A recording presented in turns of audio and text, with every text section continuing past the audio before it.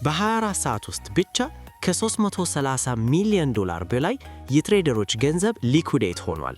ክሪፕቶ ገበያው ኤክስትሪም ፊር ውስጥ ገብቷል። ነገር ግን ብልህ ትሬደሮች አሁን ነው ገንዘብ የሚሰሩት። ሚስጥሩ ሪስክ ማኔጅመንት ነው። $100 ካፒታል ካለህ ስቶፕ ሎስ ስትመታ ማጣት ያለብህ ከ1 እስከ $2 ብቻ ነው። ለስካልፕ ትሬደሮች አይናችሁን ARC ላይ አድርጉ። ዛሬ ብቻ ፕላስ 47% ጨምሯል። አሁን ጫፍ ላይ አትገቡ። ነገር ግን ዋጋው ትንሽ ወደ ኋላ ሲመለስ ፑልባክ ሲያደርግ ገቡበት። ለረጅም ጊዜ ኢንቨስት ለምታደርጉ ደግሞ አሁን ያለው ፍርሃት የኢቴሪየም ዲስካውንት ነው።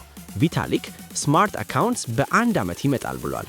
በተጨማሪም በወር 2000 ETH እየተቃጠለ ነው። የእነዚህን ቶከኖች ትክክለኛ መግቢያ፣ ስቶፕ ሎስ እና ቴክ ፕሮፊት እንዲሁም ተጨማሪ የዴይ ትሬድ እና የስዊንግ ሴታፖችን በነፃ ቴሌግራም ቻናሌ ላይ ለቅቄዋለሁ። ሊንኩ ባዮ ላይ አለ። ፎሎ እና ላይክ ማድረግ እንዳትረሱ።